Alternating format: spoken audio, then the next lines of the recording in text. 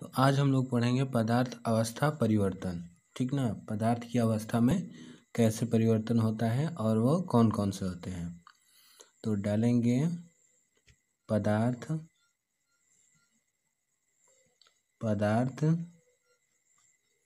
की अवस्था, पदार्थ की अवस्था परिवर्तन। ठीक ना। तो पदार्थ की अवस्था परिवर्तन में पहला टॉपिक आता है द्रवणांक। क्या आता है? द्रवणांक। ठीक ना,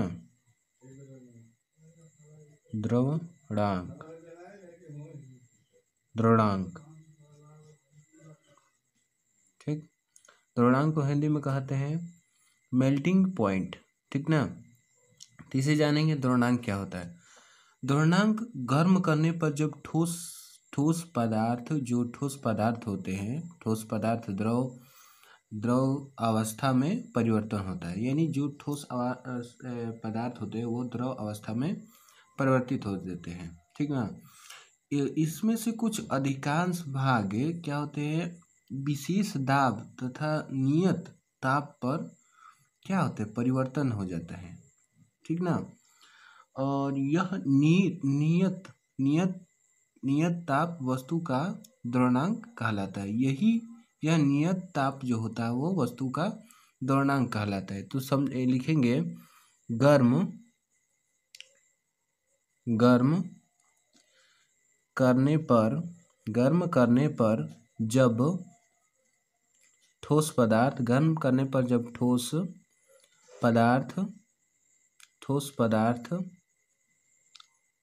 गर्म करने पर ठोस पदार्थ द्रव अवस्था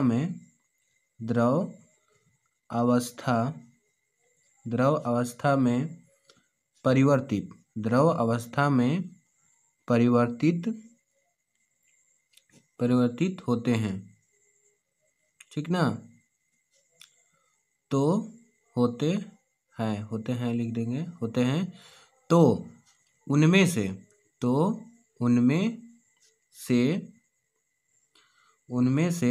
अधिकांश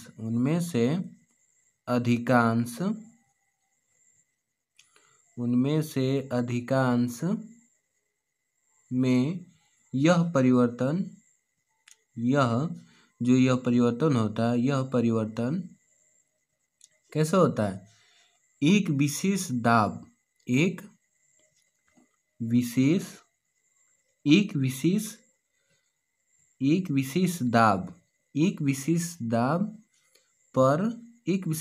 पर तथा नियत ताप पर होता है। एक विशेष दाब पर तथा नियत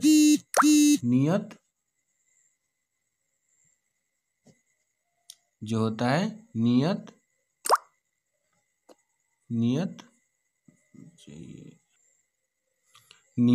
ताप पर होता है। ठीक ना, नियत ताप पर होता है। ठीक ना। और यह नियत ताप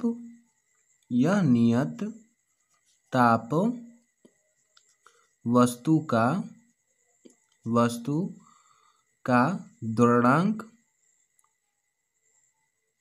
का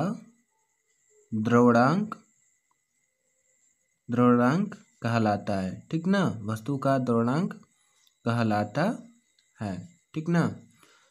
और जब यह पदार्थ गलता है, यानी कि ठोस के आखिरी कण तक रहता है, तब तक ताप स्थिर रहता है। ठीक ना। यदि विशेष दाब नियत रहे। ठीक ना, यदि जब विशेष दाब नियत रहेगा तो पदार्थ का ठोस के आखिरी कण तक क्या होता है, वो गलता है। ठीक, अब लिखेंगे हिमांक।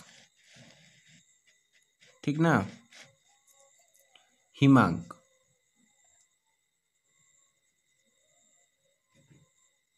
हिमांक हेडिंग डालेंगे।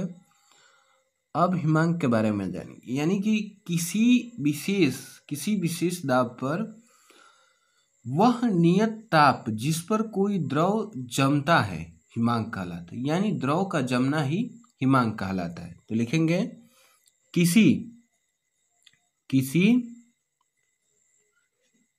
विशेष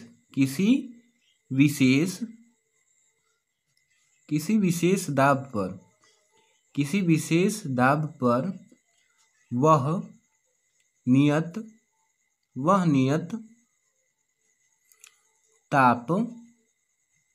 नियत ताप जिस पर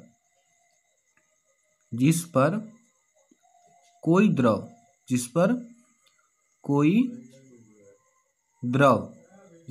द्रव जमता है उसे हम क्या कहते हैं? उसे हम हिमांक कहते हैं। ठीक ना, उसे हम क्या कहते हैं? हिमांक कहते हैं। जमता है हिमांक, उसे हिमांक कहते हैं। ठीक ना। अब देखिए सामान्यतः पदार्थ का द्रव्यमान एवं जो, अब हेडिंग डालेंगे इन दोनों में अंतर का। जैसे लिखेंगे सामान्यतः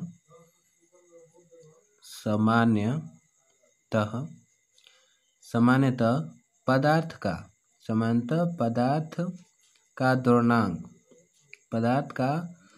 द्रव्यमान एवं हिमांक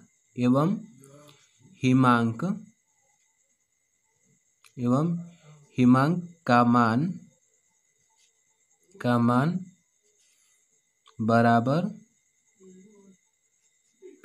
बराबर होता है। जैसे क्या? जैसे में लिखेंगे नीचे, जैसे में आपका हो जाएगा, जैसे बर्फ का द्रव्यमान लिखेंगे। बर्फ दिख रहा है?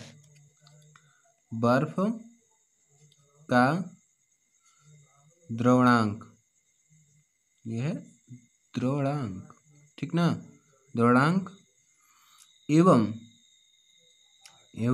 हिमांक 0 डिग्री सेंटीग्रेड। हिमांक कितना है? हिमांक 0 डिग्री सेंटीग्रेड है। ठीक। अब देखिए अशुद्धियों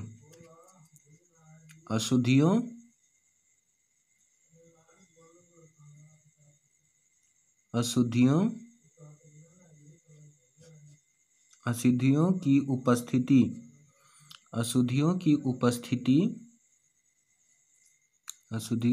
उपस्थिति में पदार्थ का हिमांक